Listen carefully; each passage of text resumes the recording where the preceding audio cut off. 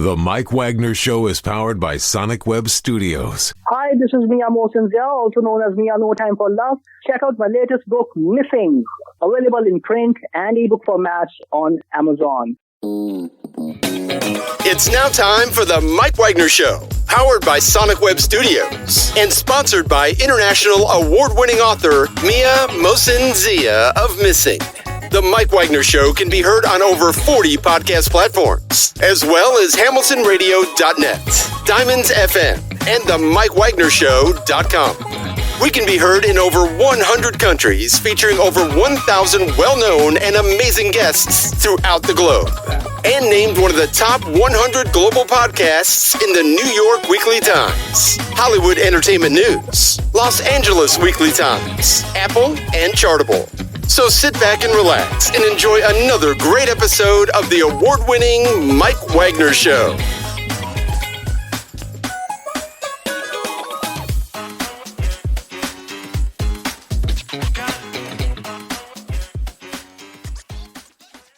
Hey everybody, it's Mike from the Mike Wagner Show, powered by Sonic Web Studios. Visit online at sonicwebstudios.com for all your needs. Look at a professional website without breaking your budget. Sonic Web Studios is the answer. Sonic Web Studios offers fast, affordable custom web designs that blow the competition away. Call today, 1-800-303-3960. That's 1-800-303-3960. Or email to support@sonicwebstudios.com. Mention the Mike Wagner Show. Get 20% off your first project. Sonic Web Studios. Take your image to the next level. Also, time to give official shout out to our official sponsor of the Mike Wagner Show, international warring author Mia Mosinzia. If you love fast-paced mysteries, you'll love Missing by Mia Mosinzia, available on Amazon in paperback and ebook. Missing is fast-paced and intriguing with an unforgettable twist. Takes place in 4 countries, 2 strangers, 1 target, where truth is an illusion and those you love will be the first go missing.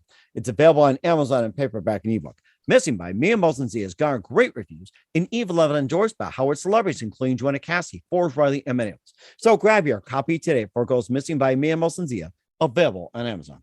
Also, check out the Mike Wagner Show at themikewagnershow.com on over 40 podcast platforms, heard in over 100 countries, including Facebook, SoundCloud, Spreaker, Spotify, and iHeartradio. Also, Anchor FM, iTunes, Google Play, Amazon, Audible, and Apple Music. And also coming to hamiltonradio.net, Diamonds FM, Oldies Radio, and a few other networks as well. Take the Mike Wagner Show on any mobile device. Subscribe to the Mike Wagner Show on the YouTube channel. Follow the Mike Wagner Show on Instagram and Twitter today. And for great gift ideas, go to Amazon.com and check out the Mike Wagner Show podcast. T-shirts, pop sockets, throw pillows, tote bags, hoodies, baseball gear. Makes great Christmas gifts at any occasion, 24/7. Go to Amazon.com and check out the Mike Wagner Show podcast. And for more great gift ideas, go to Amazon.com/Mia Mosinzia for great books like Missing, Once, and Wrinkles. Also t-shirts, pop sockets, hoodies, and also phone cases and more. Amazon.com/Mia Mosinzia. Check it out today. Also support the Mike Wagner Show on Anchor FM, PayPal, themikewagnershow.com. You can also buy me a coffee at buymeacoffee.com at the Mike Wagner Show. Make sure you do so today. We're here with an amazing actor, writer, director from New York City, now based in Los Angeles. Began his career at a young age in Northern California, performed at the Gaslight Theater. Also comedy, sports, So I Married an Axe Murderer, Angels in the Outfield, plus number of ads, including Corn Nuts. He also appeared on Smash TV, Street Smarts, Senseless, and Dirt Merchants, and more. And began directing and scripting in 2010. And he's also done Horror of Love, Fright House, My Undeadly, featuring Michelle Tomlinson, Love Potion #8, Rotting Love, and more. And this guy has just really branched out, made a big name for himself. Live, ladies and gentlemen, from the Plus Studios in beautiful downtown Los Angeles, we have the amazing actor, writer, director, and he'll be talking about one of his recent we've been raving about. Ladies and gentlemen, the multi-talented Dave Reda. Dave, good morning, good afternoon, good evening. Thanks for joining us today. Wow, that was quite an introduction. Well, what can I say? I've been looking through your list here. It's almost like a king scroll. I'm trying to figure out. It's like, how do I get to condense this? Maybe you could have helped me out. No, you made that sound so good. I want to listen to me now, which is unusual. Well, you know something too. It's like I'm sure there's opportunities one day, and perhaps you can interview me one day. So I'll let you be in my chair. So we'll just have to trade places, swap brains, or whatever it is. Telekinesis or something. Just don't kill each other. So oh, careful mentioning the word brains, because I am a zombie. So I mean, you said the magic word there.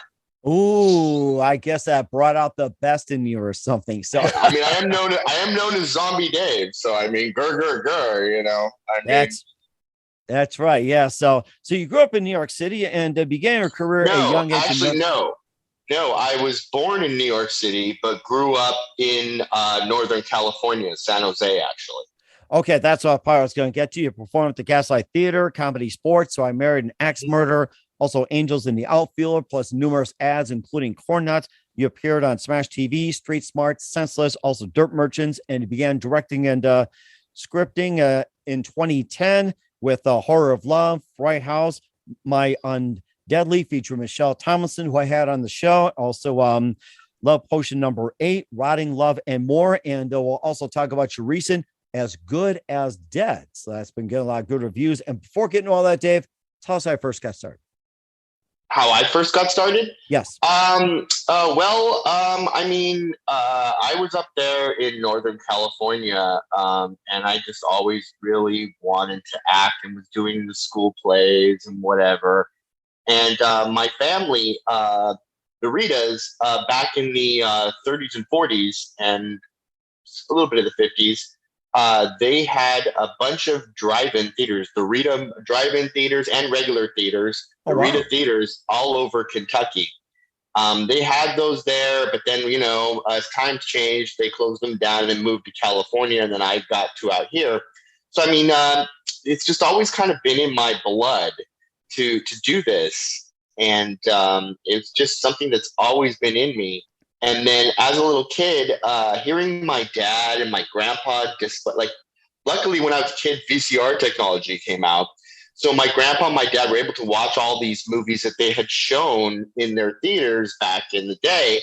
And just hearing them talk about how the movies affected people and how the audiences were going through this, like in the real world, they were going through this horrible thing, but then they'd come in the theater and then for a little while they'd go on this adventure or go on a Western thing or cry or see what, you know, some amazing thing. And they just get taken away for a little while.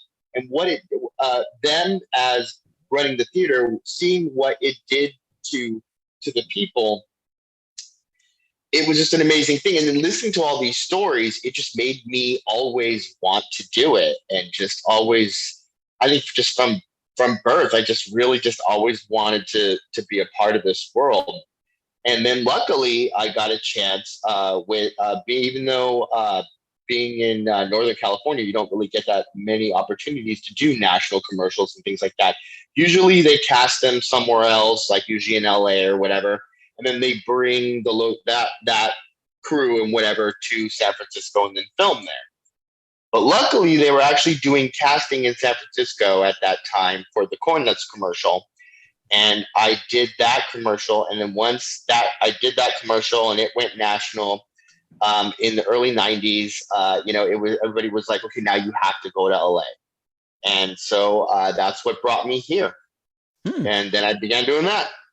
That's really interesting. And what was that one exact precise moment that simply influenced you into what you're doing for the rest of your career?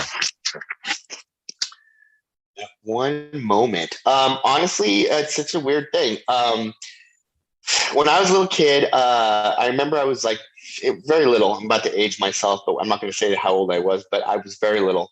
And I really wanted to see this movie Clash of the Titans. And it was in the movie theater, the original Clash of the Titans, by the way. And I was so excited to see it. I've been wanting to see it. And my dad took us to the movie theater. When we got there, all the tickets were sold out. Wow. And so I was really bummed out. My dad comes to the car and he's like, yeah, I couldn't get tickets to Clash of the Titans, but I got tickets to another movie. Do you want to see that? And, when you're a little kid, you don't want to go home. At that point, you're like, but you're bummed and you're angry and you're upset, but you don't want to go home. You still want to see a freaking movie, right? Mm-hmm. So I'm like, well, what's this movie?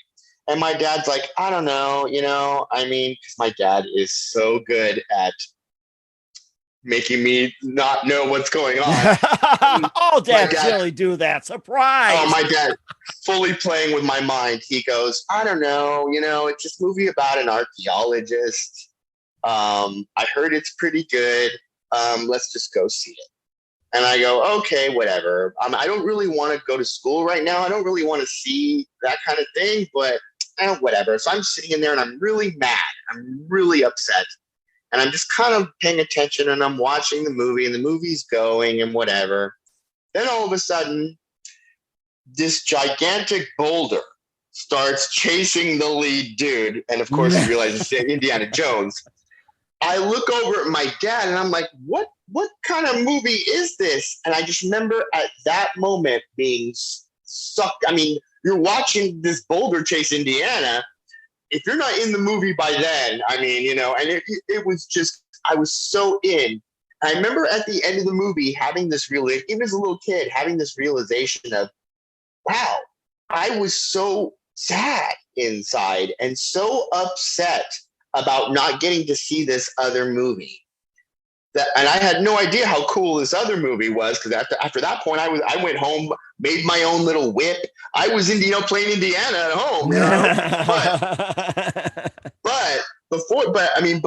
but I remember leaving the theater. I just remember thinking, like, I was so upset and so angry, and then yet this whole other story and adventure came in and took all that anger, all that away, and instead replaced it with this incredible adventure and a new hero that I didn't even know existed. And it just, how easily and quickly the movie was able to take my mindset from this to this, you know what I mean? Mm-hmm. And I just remember just how it made such an impression on me that I just wanted to be in that world. I wanted to not only get to play Indiana in front, you know, on camera and at home with my friends, but I mean, also, I just really I had a sense of, I just wanted to be in this world somehow, some way. Oh my gosh, that is so fantastic. I think that was a really good period. Yeah, it's Star Wars, Indiana Jones, and in that era, it's like, it was so amazing. Oh, man. And I have to say this, I thought the time King Kong was better than Star Wars. Boy, was I wrong. I found out later. That's the wrong time. Oh, man. Oh my gosh. And who are some of your other favorite actors and actresses, and also your favorite movies growing up?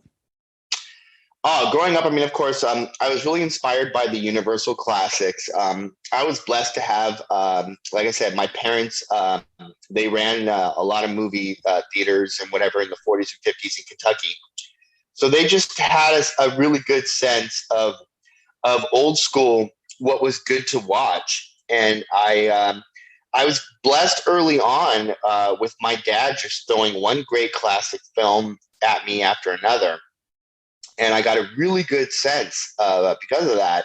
I mean, I feel like a lot of industries that you're in, like if you want to be a great plumber, you can go hang out with a plumber, journeyman with this plumber, and he'll tell you, you know, and teach you his skills and tell you how to do exactly how he does what he does. And you can learn and expand from that. Acting and directing and writing and whatever, it's sort of a different thing. No one in this industry, no one really wants to give away their secrets, because if you write like they do, then you'll get their jobs, right? So everybody's very guarded about what they do. So the only way I feel one of the only ways to really learn is to glean this knowledge from the classics, from the movie, from great movies. You watch these movies and you watch them once for entertainment, and then you watch them again to go, okay, how did they do this? Or why did they do this? Or why does the story do this? And why do I like it so much? And you break it down, and then these are your teachers. I was blessed with a lot of Universal classics, the monster movies, which are just all great stories. And then growing up at the time that I did, I had a video store right across the street from my house in the early 90s. So I got a chance to see one great 80s horror movie after another. And that really, with the Universal classics, along with luckily being just happened to be the time, getting to see movies from George Romero, Wes Craven, John Carpenter. These guys really, Tobe Hooper, these guys really helped Clive Barker's stuff. I mean, it just really helped me write and create the movies the way that I do in this modern world. And I feel like everybody has that love for 80s movies. So luckily for me, in 2022, I'm trying to create movies that have that 80s feel to them. Okay. So, yeah. Okay. And how does Universal Movies differ from the other companies as well, too? You mentioned Universal a lot. It's like, how does it differ from the others? The Universal classic movies, they're just so iconic when you're talking like Frankenstein, Dracula, King Kong, Creature, Black Lagoon, Mummy. They're just so iconic. And the stories they tell, they stand the test of time.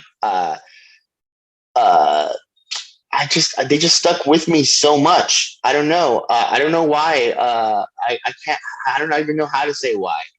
I just feel the storytelling and just those like the iconic monsters. I felt like as a kid that these guys like Creature from the Black Lagoon, Frankenstein, Dracula.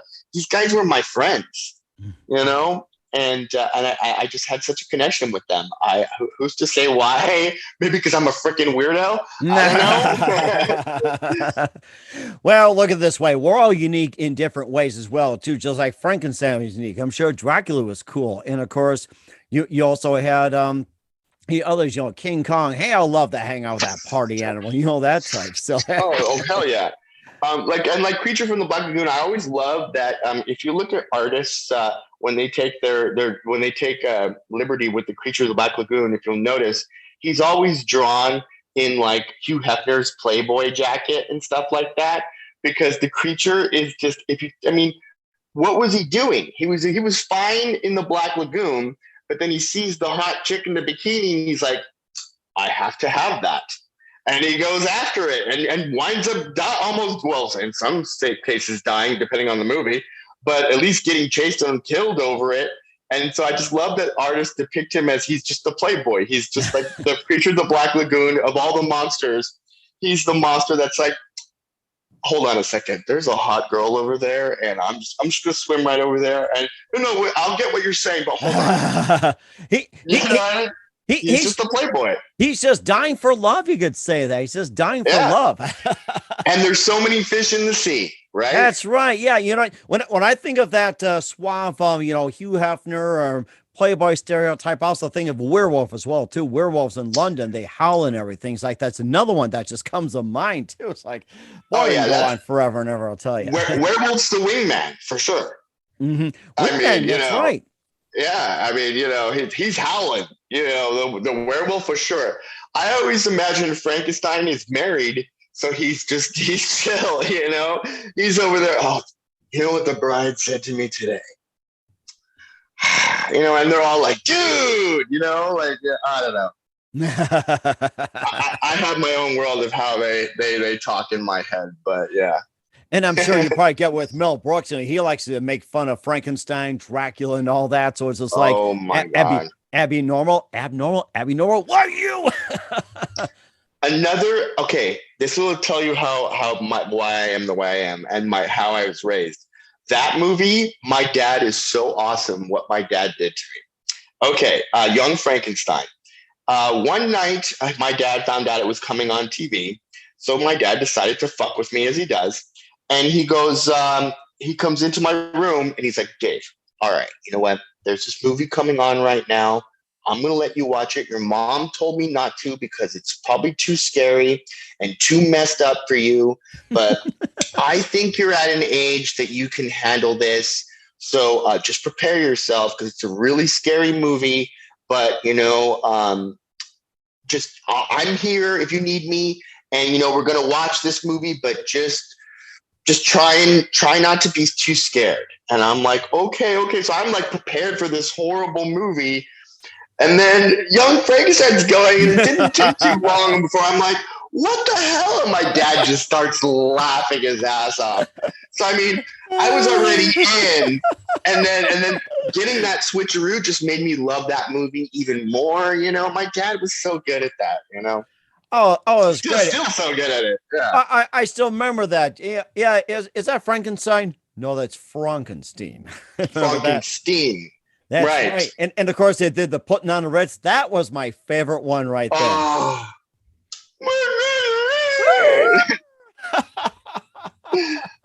Uber. Yeah. Yeah. Oh man, so good, so good. Oh my gosh. Yeah. I love how he feeds him a little dog treat during the performance and everything. Oh, so good. So good. So good. And of course, you also mentioned some good ones as well, too. Gaslight Theater, Comedy Sports, So I Married an Axe Murderer, and I'd love to hear about that. We'll talk about it in just 1 minute. But first, listen to The Mike Wagner Show at themikewagnershow.com, powered by Sonic Web Studios. Visit online at sonicwebstudios.com for all your needs. Making a professional website without breaking your budget. Sonic Web Studios is the answer. Sonic Web Studios offers fast, affordable custom web designs at below the competition rate. Call today, 1-800-303-3960. That's 1-800-303-3960, or email to support@sonicwebstudios.com. Mention the Mike Wagner Show, get 20% off your first project. Sonic Web Studios, take your image to the next level. Also, time to give official shout out to our official sponsor of the Mike Wagner Show, international warring author Mia Molson-Zia. If you love fast-paced mysteries, you'll love Missing by Mia Molson-Zia, available on Amazon in paperback and ebook. Missing is fast-paced and intriguing with an unforgettable twist. Takes place in 4 countries, 2 strangers, 1 target, where truth is illusion and those you love will be the first go missing. It's available on Amazon in paperback and ebook. Missing by Mia Molson-Zia has garnered great reviews and even loved and endorsed by Howard celebrities, including Joanna Cassie, Forbes, Riley, and Minnells. So grab your copy today for Goes Missing by Mia Molson-Zia, available on Amazon. Also, check out The Mike Wagner Show at themikewagnershow.com on over 40 podcast platforms, heard in over 100 countries. Take us with you on any mobile device. Subscribe to The Mike Wagner Show on the YouTube channel. Follow The Mike Wagner Show on Instagram and Twitter today. And for great gift ideas, go to Amazon.com and check out The Mike Wagner Show podcast. And for more great gift ideas, go to Amazon.com/Mia Molson-Zia for great books, merchandise, and more. And you can also support The Mike Wagner Show at themikewagnershow.com, Anchor FM, PayPal.com, and buy me a coffee at buymeacoffee.com at The Mike Wagner Show. Make sure you do so today. We're here with the amazing, multi-talented actor and also director and also script writer Dave Reda here on the Mike Wagner Show. And before we get into some of your multi-talents, including your latest As Good As Dead, you perform at the Gaslight Theater, Comedy Sports, So I Married an Axe Murderer, Angels in the Outfield, and more as well, too. Tell us about some of that, and especially marrying an axe murderer. What was it like working with Mike Myers on that one? That's so funny, that movie. That's actually the first actual major set that I had ever been on. I was 18. I was a little kid. I was so green. I didn't know what you weren't supposed to do when you were on set, or I didn't know anything. I remember going to that set, and I remember there was this table, and I was hungry because we were shooting in San Francisco, and it was nighttime. And I go to this table and I go to reach out and grab an apple. And this crew guy walking by yells at me, "Hey, are you union?" And I was like, "What's a union?" I didn't even know anything about SAG or anything. I'm like, "What's a union?" He goes, "That means you're non-union. That's your table." And he points to this rickety table that was next to the table that had all this food on it. Next to it was this rickety table with like some moldy cheese and like oh my god cracker. And I'm just like, right there I got a sense of what it was like to be union or non-union right away, but I'm like, what is this thing, union? I don't even know. And it was so funny. I was standing on this set and I was just like taking it all in because it's the first time I'd been on a major set. They were doing fake rain and everything, and I was just watching everybody bustle around, and the camera was bigger than me, and it was just such an amazing thing. And I remember I did the weirdest thing. That's something I've never done, but I was just on that set and I just closed my eyes and just was standing there like this, wishing. I was like, okay, I love this so much. I want to be a part of this world. I want to be a part of this world. And I was wishing it so hard. And then as I'm like standing there like this, I hear a voice go, "Hey, excuse me, do I know you?" And I looked up to see who was talking to me, and it's freaking Mike Myers standing right in front of me. Oh my gosh, how you like that? and I go, and I'm looking at him, and I go, I know who it is because Wayne's World 1 had just come out and everything, and I was a huge fan of Saturday Night Live. Oh, my favorite. I loved it. Yeah. So I'm just going, and he goes, "Do I know you?" And I go, "No." I mean, I'm this little 18-year-old. I mean, there's no way you could know me, And he's like, no, I swear I know you from somewhere. And I'm like, dude, there's no way you know me. But I wish you did, but you don't. And he goes, all right, whatever. But I swear I've seen you around. I think I know you. And I'm like, no. And he didn't. But he leaves and he walks away. Literally right after that, they were setting the scene where it's inside a coffee shop. And again, because I'm so green, I didn't know you're not supposed to talk to the actors. And he had already spoken to me. So when they sat us down, they happened to sit me like across and diagonally across from him, but we were facing each other. And so when the crew was setting up their shot, we were just kind of waiting. I look over at Mike Myers and I go, hey, dude, because we'd already talked. I thought I could talk to him. And I just looked at him and I went, hey, dude, so how'd you get on Saturday Night Live?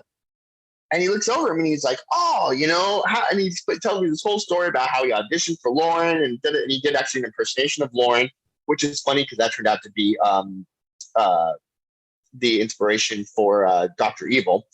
But Dr. Evil, yes, I read about that. Yeah. Me. but he dollars. Exactly. But he was talking about that. But this was before Austin Powers and all that. But he was talking about that and telling me about that. And it's so funny because everyone was, all the other actors and some of the crew were looking at me at first. Their first impression was, oh my God, this little like wannabe dude just started talking to the star. They were probably going to kick me off set if Mike Myers hadn't just been like, oh, talking to me like we knew each other. So we were just having this great conversation. And it was later on that I found out that you're not supposed to do that. You're not supposed to, the actors are doing their thing. You're supposed to do your thing. They're too busy. Usually they're too busy trying to remember their lines or whatever. And they have a lot going on. They don't want to deal with some kid going, how did you get your style? I mean, but Mike Myers, upon being a really cool dude, he knew his shit that night. And actually he was bored. And so he welcomed having this regular conversation with me. And he thought he knew me for some reason. So he was still trying to figure that out. And it was just so it wound up being the weirdest experience on set. But my first and I got on my first set, I got spoiled. I got to talk and hang out with Mike Myers. I'm looking at Fake Rain. It was a night shoot in San Francisco. It was a beautiful night. We were by the pier. I mean, what a great introduction into this world. I got to say, I was very blessed. And then when I saw when I saw the finished product, I don't know if you've seen I Married an Axe Murderer, but I love the film. It's such a great movie. So I feel so lucky to even though I'm just a shadow in it, I feel very lucky to even have been a part of it at all. That had to be really funny as well, too. And of course, he might have seen you at the donut shop or something, or, taking that apple, or he might have thought you're in the Angels in the Outfield as well, too. A little bit about that. And plus, you can also get into some others, too. I did. I just done my National Cornets commercial when I got Angels in the Outfield. And I was hanging out with, I don't know if you know the lead in Angels in the Outfield. It's, what's his name? Oh, I can't think of his name. Now I'm going to blank on his name. But anyway,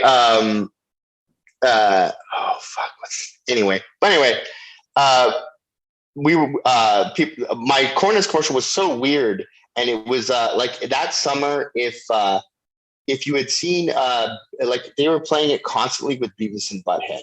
So if you saw Beavis and Butthead, you saw my commercial. It was just a weird thing in that time.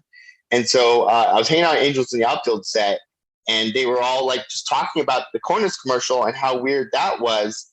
And because of that, I got the opportunity to actually get to do things that most people wouldn't have got to do. I kind of got like the way in a little bit. Mm-hmm. And I thought it was, at one point I got to do one of the days I was peanut vending for Angels in the Outfield, which I was just, pretending like I was a peanut vendor throwing peanuts at everybody. That was cool until they'd reset the shot and they'd go, okay, back to one. And then everybody that I tossed peanuts to would all throw the peanuts back to me at the same time. And he was trying to beat me.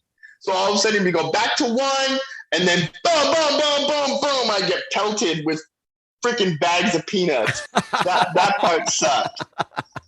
And then I have to like reset the shot and not be angry at these people and not huck it back at them. I had to be like, normal. Oh, it sucked. But it was fun. And Angels in the Outfield was a really cool movie too. It's just weird to be on these sets and not realize what you're making when you're making it. And then you see all these cool things are happening. And then when you actually see the final production, it was just so amazing to be like, wow, that's actually kind of a cool movie. And I got to be in it. It really is such a cool thing. That is rather fascinating as well, too. I think the Angels were doing pretty good that year as well, too. I think they went through, so many names. Anaheim, California, Los Angeles, whatever it is. And I think they had a good year, too. You also appeared in Smash TV, Street Smart, Scentless, Dirt Merchant, and then you also began to direct as well, maybe a few more appearances. And after your appearances, describe your transition going from acting over into directing and scripting in all time. Well, in the year 2000, I was in LA here and had a couple of actor friends, and I really, really wanted to be on Saturday Night Live. That was my thing, especially after, I wanted to follow Mike Myers' path, and, I just really wanted to go that route. But I wasn't getting the auditions or the opportunities that I knew I deserved and wanted. So I knew there are two types of actors in this town, the ones that sit and wait for it and the others that make shit happen. And I'm just too impatient to sit around and wait. So I decided to form my own little sketch comedy show at the same time that I had one of my friends who's in some of my films, Peter Redmond. He happened to own the biggest and best costume store in Pasadena at the time. We had 15,000 costumes at our availability, everything from blood, latex, cavemen to spacemen, everything we would ever need to make anything we ever wanted. Oh, wow. So, and then another friend of mine also worked at Public Access here in Pasadena. And he let it slip one day that it's public access. And if we wanted to, we could make our own show and they would air it. So I got all my actor friends together and people that I believe were talented. We created our own TV show, and it was a little half-an-hour show called Click This, that basically we were in control of your TV, and we would flip past channels for you. So, that's interesting. It was cool. You'd get a little bit of this show, or maybe a little bit, or whatever show the guy happened to be watching. Maybe he'd come back to shows, but it'd always be like a little bit further. And it was really fun. But it was, we were spoofing. In order to do that, we had to spoof every genre, and we had to do everything because we were making fun of TV itself, just the whole thing. Every channel, every type of thing you would see on TV, from commercials to infomercials to movies to everything, public television even too. And one of us, because we were all actors, one of us had to direct. I was the leader of the group. I was the one that put this together. So it just kind of seemed natural and fell to me to do. Then once I started directing, because we were making fun of all these different channels and different types of things, my show, it wound up lasting for 3 years. And it was this odd, weird little crash course on how to make movies in different genres and different styles. And so I basically sort of oddly by accident learned how to direct and create and these different moods and styles and things. And so we did that sketch comedy show wound up going for 3 years. We had a lot of success with it, but breaking into TV is a lot harder than having a movie and trying to sell a movie.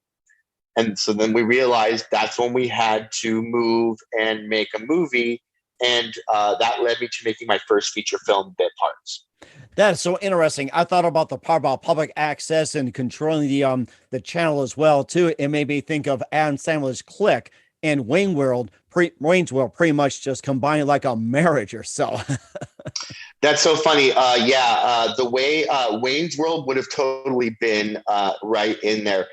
Click was cool because That was a good, kind of a funny movie because we had that idea when we were trying to figure out what to do from our sketch comedy show and move to feature film. We were like, well, what should we do? And one of the ideas that went by was, what if we can control everybody with the power of a VCR thing? But we realized that we really needed to move into the horror world because we looked around when we were deciding what kind of movie to make. We saw that the number one industry in terms of money in film is porn. And we all looked at each other and were like, okay, our moms will never let us get away with this. So what's number two? And horror was number two. Horror is the second most money-making film genre because people will even buy a bad horror movie. I mean, it's crazy with horror, you know what I mean? You never know what's going to work and what's weird. And like I said, people will buy a bad horror movie just to laugh at it or have fun with it, you know? But not to mention if it's a good horror movie, what they do. So, horror is just where it was at. And I always had that kind of horror mind always. So it just seemed like the perfect fit. And then lo and behold, here we are today. Mm-hmm. And of course, you also said that you started with Horror of Love as well, too. Maybe a bit about that. And of course, you'll work our way down, like with Fright House, mrundeadly with Michelletomlinson, Love Potion #8, and also Riding Love as well, too. Just tell us about some of the films you also scripted, directed, and everything else, starting with the Horror of Love, and just kind of work your way down. Yeah. Well, after Bit Parts was made, Bit Parts was written by one of my friends, John Rosenberg, great. He actually used to write with Adam Sandler. It's funny that you mentioned Click. But I actually took him from Adam. They had just done Wedding Singer, I think, at that point. And he was just, John's such a great, talented writer and everything. I was just like, I need you on my team. And so we did the first feature, Bit Parts. After Bit Parts, I knew that I had to do more, but I was getting a lot of scripts from different writers, and I kept repairing their scripts and then sending them back. And then I realized at some point, I'm like, why am I repairing scripts when why don't I just try writing something on my, instead of repairing something, why don't I try writing something on my own? And at that time, right then, I happened to hear this song, The Horror of Our Love, written by this awesome band Ludo. And while I was listening to it, I happened to be staring at that thing right there, which is a 6-foot-tall Jason-esque kind of character. I don't know if you can see him. Okay. So ain't chance you can move up a bit closer or anything? Is as far as close as we can get? Oh, no, I can walk over there. No problem. Oh, that's right. Yeah. So I was looking at him. He was dressed like, he didn't have this mask on at the time. He had a regular Jason mask, but he's 6'7" statue of Jason, basically. And the song starts with, I'm a killer, cold and wrathful. And as it started, I was staring at that. And then all of a sudden I watched this whole little film play out in front of my head. And when it was done, I was like, that was a really cool thought, but what could I've never seen anything like it. I wonder what would happen if I actually made that film. And then, so I wrote it, we created it, and we gave him that face. And so I also thought it'd be funny is after we created a monster from The Horror of Our Love and his iconic face and everything, I was like, wow, it'll be cool because I'll actually have if the film actually does well, then I'll have a 6'7" statue from one of my films in my house, which now I do. But anyway, that was the first thing that I had ever written on my own. It was the first thing that I ever this weird idea that I had. And I made it and put it out there, not knowing what would happen, especially this being the first thing that I wrote completely on my own. You never know what's going to happen. And then that film, The Horror of Our Love, wound up winning everywhere.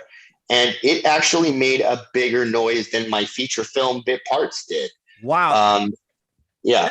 That is certainly amazing, too. When I looked at it, it made me think of that guy from Iron Maiden as well, too. Just very similar or strikingly. And then you had Ludo, you had the character. I mean, it was just like a marriage. It was like a marriage kind of just made together. It's just great chemistry. It's like, I looked at, it's like, at first I might have been like Iron Maiden or something, but you created better. So it was amazing how it all connected. And then the band just really, they're such a great bunch of guys.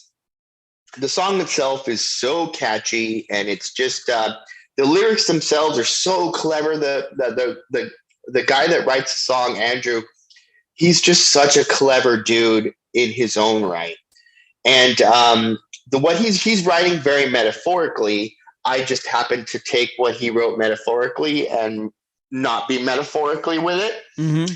And so it made the movie horribly sweet. Yeah. And but it definitely, like I said, it made a bigger noise than even my feature did. And it also sealed what my style would be. This would be, that movie came out in 2010. Here we are in 2022, and my voice has not changed. That's when I with Horror of Our Love is when I found my voice as a writer, as a director, and the kind of films I wanted to make, which were these horribly funny and sweet things. Mm-hmm. And of course, you also had Fright House and also My Unfriendly with Michelle. My Undeadly.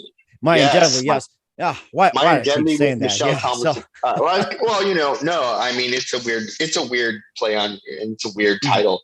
The little zombie film My Undeadly with Michelle. That one killed everywhere too, and that one has its own little magic and tricks to it. And but that movie would not be what it is without Michelle and her performance in that one. I'm in it too, but and I'm doing. If you see the movie, I'm doing really weird shit, but yet it's Michelle that makes that movie for sure. She is the anchor of that film. And certainly amazing. We had her on the show as well, and talked about experience, and also with Love Potion number 8 and Rotting Love as well too. Just a couple of those. Love Potion and Fright House. Those are two movies that are written, but they're to be made. Rotting Love is one that I did with the awesome Brooke Lewis. That was amazing, little zombie weirdo film. Again, in my style, talking about that one's what, like, sometimes a relationship goes stale, and sometimes you need something to liven up the relationship. It just so happens that it took something dead in this situation because zombies show up. So with that one, it's a very interesting little crazy film that came out. I always forget. Does anybody have a sense of time properly anymore after 2020? It's like 3-4 years ago, I think. But the film I have out right now is As Good as Dead, starring the lovely Ashley Mary Nunez, Danny Shaka, and Jeffrey Dammit. And my cast and crew are amazing on this one.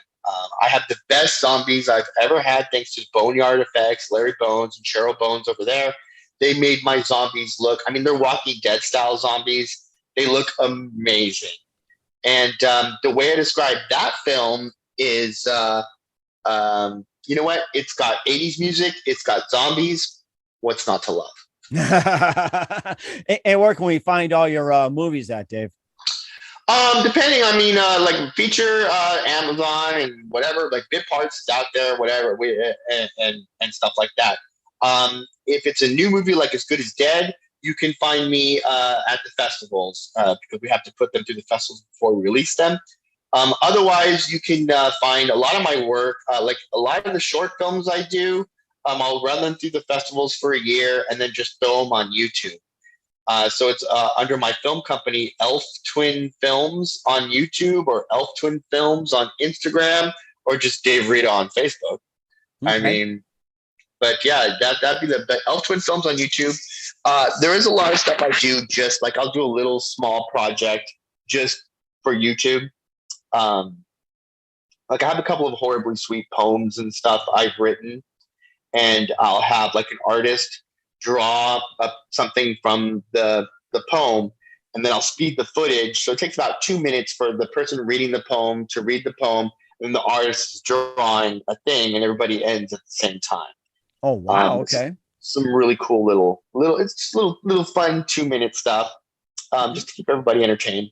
And certainly do so. What's coming up for Dave Reda? We'll find out just 1 minute. You listen to the Mike Wagner Show at themikewagnershow.com, powered by Sonic Web Studios. Visit online at sonicwebstudios.com for all your needs. Also brought to you by our official sponsor of the Mike Wagner Show, international warring author Mia Molson's The Missing, available on Amazon and paperback and ebook.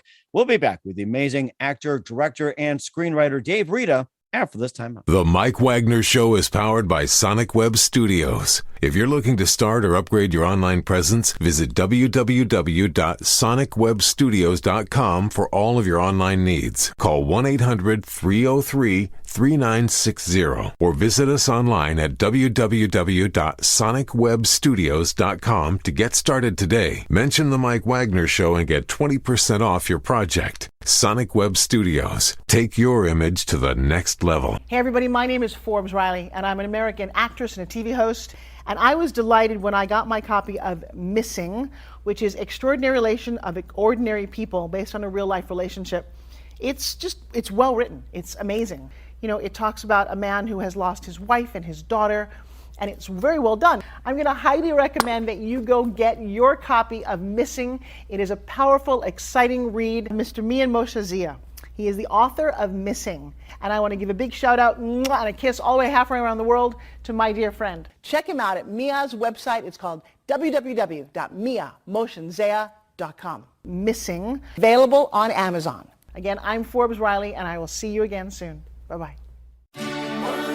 Hey, this is Ray Powers, and boy, are you in luck. Right place, right time. Tuned in to The Mike Wagner Show. You heard me. We're back with the multi-talented Dave Reda here on the Mike Wagner Show. We, covered a lot of ground here, including As Good as Dead, which is already out as well, too, along with some other movies as well, like Horror of Love, Fright House, and mrundeadly, featuring Michelle Tomlinson and more. And what's coming up for you in 2022, Dave, and what can we expect from you? Right now, I'm working on some pretty cool projects, some new movies. One of them being this project that's very, very close to my heart. It's called The Morbid Mariachi. What that movie's about, I can't say too much because I don't want to give too much away of the things I'm going to be doing. But the Morbid Mariachi, he's a skeleton mariachi, and he's the avenger of broken hearts. If you use love badly or poorly, or for financial gain or personal gain, or just use love wrong, the mariachi will come to you and he'll sing you his song and make you experience that love and feel that love. And just when your heart's about to burst out of your chest, that's when he reaches in, pulls out your heart, puts it in his guitar case, brings it to the Santa Muerte. She cleans it and then sends it back out in the universe clean. So that's what that movie's about. And then also I'm working on a feature right now called The Chesterfield Witch, which is based on an actual Amish legend. And I love this movie because I feel like the way George Romero wrote the rules on zombies, I feel like this one sort of writes the rules on witches. It really tells a really cool witch story and sets some rules down that I kind of feel like will be the rules. That's really interesting. Sounds like you got a lot going on, Dave, and looking forward to more of what you got, even in 23, 24, 25, who knows? I mean, you got ideas just coming across the board. And who do you consider biggest influence in your career? George Romero, for sure. I was blessed when I was a little kid, it being the time that it was, I snuck into a movie theater with a buddy of mine to see horror movies. And I got blessed to see Dawn of the Dead was one of the first horror movies I got to see in the movie theater. And it just, Day of the Dead, the third one. Dawn of the Dead's the mall. Day of the Dead was the third one. And the movie itself, what didn't take me so much as much as Bub did from that movie. If you know the movie, the zombie Bub, it was the first time that I'd ever seen anybody, even though the rest of the zombies are all eating humans and they're bad and whatever, and not that Bub is good, but Bub just has a soul. You know, there's a sort of a human side to him. And it was the first time I'd ever seen anybody make a zombie, one of the villains, one of the heroes. And it just always stuck with me. And I think that's really why, if you look at all the movies I do, what I'm doing is I'm showing you the perspective. Everybody always normally looks at it through the human's eyes and what a horrible thing, a monster's chasing me. What if you look at it from the other side, from the zombie's perspective? It's hungry. Or maybe he likes you and you're reading it all wrong. So I was trying to show a little bit from the monster side. What are they thinking? What are they feeling? Because monsters need some love too. Well, that's why there's love monsters out there. You got that. So there you go. Oh, I think we just came up with another movie, The Love Monster. Yes, Mike Myers in it. Or was that the other one? Okay. Ideas are galore. Anything possible when it comes to Hollywood. No, that's true. Yes, that's right. What's the best advice you can give to anybody at this point? Keep fighting, keep punching, keep kicking. This industry will always try to stop you, especially if you're doing something different and following your own path. You're following what your heart tells you to do. They're always going to tell you you're wrong and to stop. And the best thing to do is ignore all that and put it out there. Let the world decide if you're good, not just some people are telling you just, when the world tells you your movie's no good, then maybe it might not. And even then, so many movies have come out that were supposed bombs and now people love them today. So, I mean, even then, the most important thing is to finish, to have an idea, create it, finish it. Make it, put it out there, keep punching, keep fighting. That's the best advice I could give. And certainly great advice to Dean as well, too. Once again, we're with multi-talented actor, director, screenwriter, Dave Reda here on the Mike Wagner Show. Dave, a very big thank you for your time. You've been absolutely fantastic. Learned a lot from you. Looking forward to having you again soon. Make sure you keep this up to date. Keep in touch. Love having you back. And what an honor. Thank you so much, my man. And of course, being a legend like you and tell us about your upcoming projects. Once again, what's your website? How do people contact you? Where can people purchase or check out your works? Well, awesome is you can see As Good as Dead hitting the festivals right now. And we just played Vegas a couple weeks ago, but we've got some festivals pending. So hopefully it'll be in a town near you. If not, you can check out my stuff. Bit Parts is available all over the place. You can check out stuff on my YouTube, which is my Elf Twin Films on YouTube, or Elf Twin Films on Instagram, or my Dave Reda Facebook. Check out the new movies. As Good as Dead is out there. Let's see. The Morbid Mariachi is on its way. The Chesterfield Witch is on its way. So hopefully we'll get this to you as soon as possible. Sounds great. We'll certainly do that. Once again, Dave, a very big thank you for your time. You've been absolutely amazing. Looking forward to having you again soon. Make sure you keep us up to date. Keep in touch. Love having you back. We wish you all the best. And Dave, you definitely have a great future ahead of you. Thank you so much. Again, it was an honor, man. The Mike Wagner Show is powered by Sonic Web Studios. If you're looking to start or upgrade your online presence, visit www.sonicwebstudios.com for all of your online needs. Call 1-800-303-3960 or visit us online at www.sonicwebstudios.com to get started today. Mention The Mike Wagner Show and get 20% off your project. Sonic Web Studios. Take your image to the next level. Hey everybody, my name is Forbes Riley, and I'm an American actress and a TV host. And I was delighted when I got my copy of Missing, which is Extraordinary Relation of Ordinary People based on a real life relationship. It's well written. It's amazing. It talks about a man who has lost his wife and his daughter, and it's very well done. I'm going to highly recommend that you go get your copy of Missing. It is a powerful, exciting read. Mr. Mian Moshe Zia. He is the author of Missing. And I want to give a big shout out and a kiss all the way halfway around the world to my dear friend. Check him out at Mia's website. It's called www.miamotionsea.com. Missing, available on Amazon. Again, I'm Forbes Riley, and I will see you again soon. Bye-bye.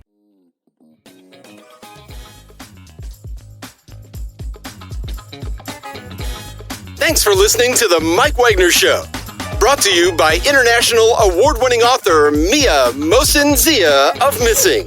and powered by Sonic Web Studios. Be sure to join us again on over 40 podcast platforms. And of course on the mikewagnershow.com, hamiltonradio.net, and Diamonds FM. Don't forget to support our program with a generous donation at themikewagnershow.com. Thanks for listening,